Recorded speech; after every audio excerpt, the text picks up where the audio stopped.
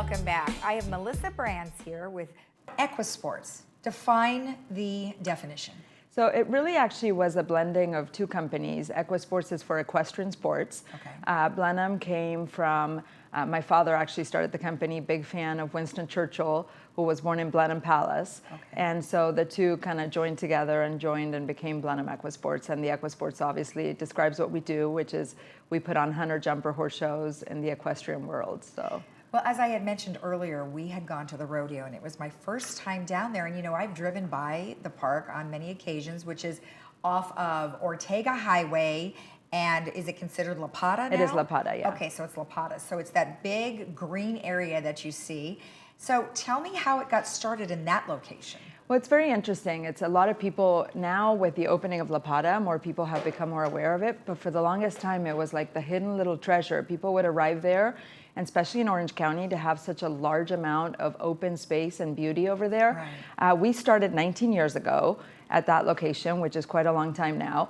At that time, the way that it began is Joan Irvine Smith had the Oaks, and she was doing some smaller boutique-style horse shows over there. Right. And my sister started riding, and my father decided, you know what, this is a beautiful facility. At that time, it was owned by Rancho Mission Viejo. Right. And so we started leasing the land and doing large horse shows. He partnered up with a gentleman called Robert Ridland, who is still today the president, and he's also the Olympic coach for show jumping. Okay. And they started the company together 19 years ago at that location. The beautiful thing is that eventually Rancho Mission Viejo had plans with expansion and building there, but the city of San Juan Capistrano was able to purchase that property for open space. Okay. And keep it the beautiful riding park that it is. So we've been managing it for this whole time. We now have a management agreement with the city to run it, and we've been so incredibly blessed to be, you know, the stewards of such a treasure in the community. It has riders that come from all over the world. I don't know if people are aware, not only in the rodeo world, but in the hunter jumper world. So we do the annual charity rodeo that Rancho Mission Viejo puts on every year. Yes. And then we do the hunter jumper shows. We do 11 weeks of shows that start in March and go through September. And as I said, we get competitors from Canada, Mexico, Europe, all over the world. Back in 2000 and 2004, I don't know if you're aware of, we had the Olympic trials there.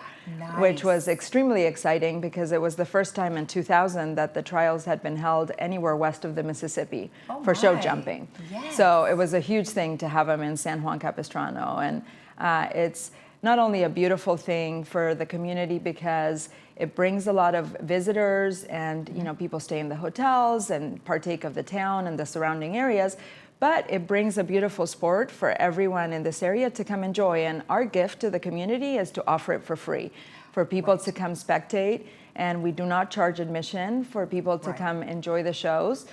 We have on Saturday what's called the Grand Prix. The Grand Prix is the grandest prize money of the show. The shows run Wednesday through Sunday. You can come really any day, but Saturday's the big premiere event. Usually we run them at 4 o'clock on Saturdays. Okay.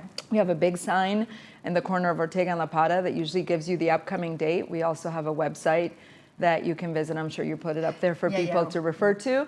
That gives you the dates of the shows when they're coming. And like I said, we have a set of shows in March, then in June, one in August, and then some in September. So now you also said that the park is open year round. So it's not necessarily a show's going on, but you have a park. Tell me about that. Well, we sure do. And kind of like the rodeo, there's also other activities. There's a wonderful event, a community event called Two-Stepping Under the Stars that you can go on. There's a two-stepping band, and there's all sorts of fun stuff that happens annually.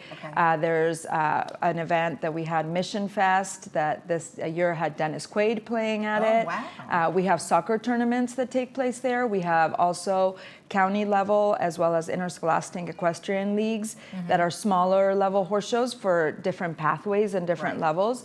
But it's also a park. And people ride their horses through there, through the trails. You have bike riders that come through. You have people that come play with their dogs. And you can come sit and bring a picnic during the day and enjoy whether there's an activity. Every once in a while, there's an activity that has a little bit more of a closed area if there's a wedding going on or something.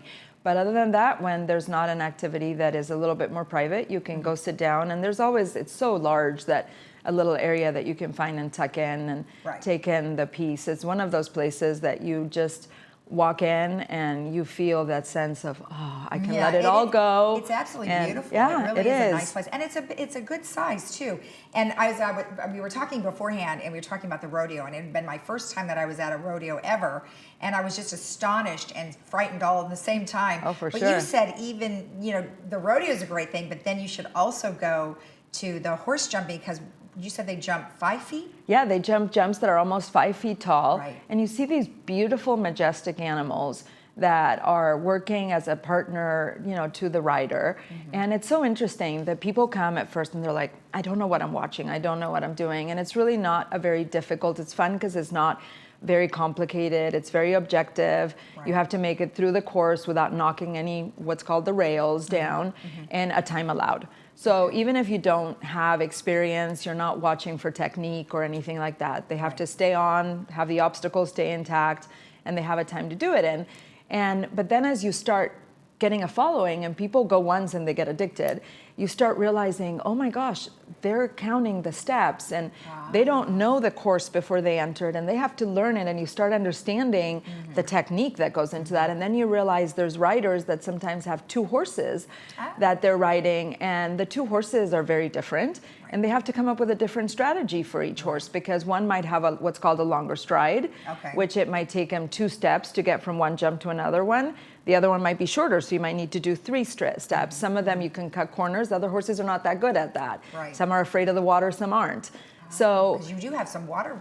right, some water obstacles, obstacles, correct. And so each time you realize, wow, this is not only the intensity of the sport and the physical, but there's a lot of mental preparation that goes into it, and a lot of practice that goes into knowing how to approach a track and how to do it properly and how to know your partner. Exactly. And also, you don't know what mood the horse is going to be in. Sometimes they're Right. feisty and they want to Yeah. cooperate. Other times you're going to have to be very in charge, and they're going to. So Is there an opportunity for, if they're watching the show, audience, is there a place that they could go and meet horses or meet the riders? well, the fun thing is that it's actually pretty open, so you can walk the whole stall area. We have also a wonderful vendor area with some little shops that set up temporarily for the week.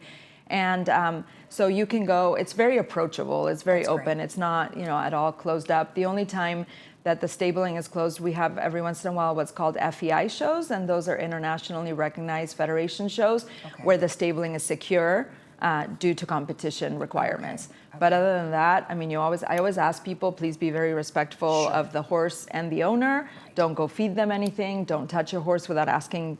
Usually there's grooms around. Yes. You can ask for permission. You don't want to get hurt. You don't want to, some horses are a little, more scared than others. Right. But most of the time people are incredibly friendly, and if you approach them and ask questions, they'll be more than happy to invite you to share, and they're beautiful. These are like their children, and they love them, and they're more than happy to share them with you and tell you all about them, and they're just proud as proud can be, like someone showing off their child.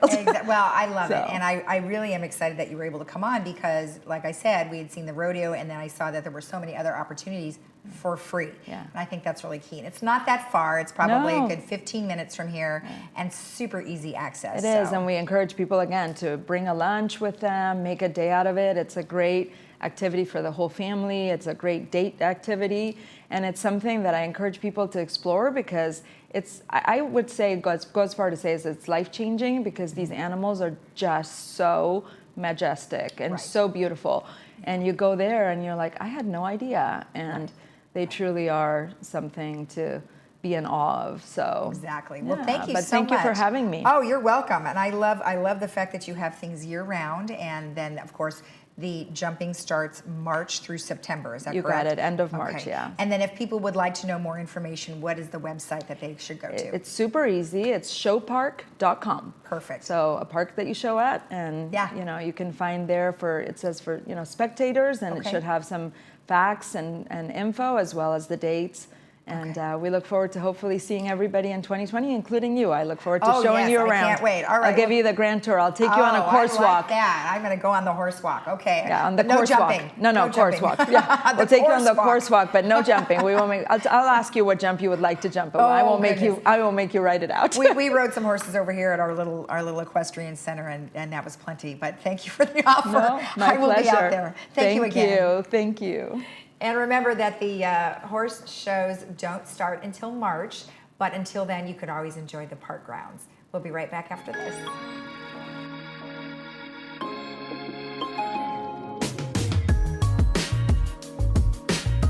I love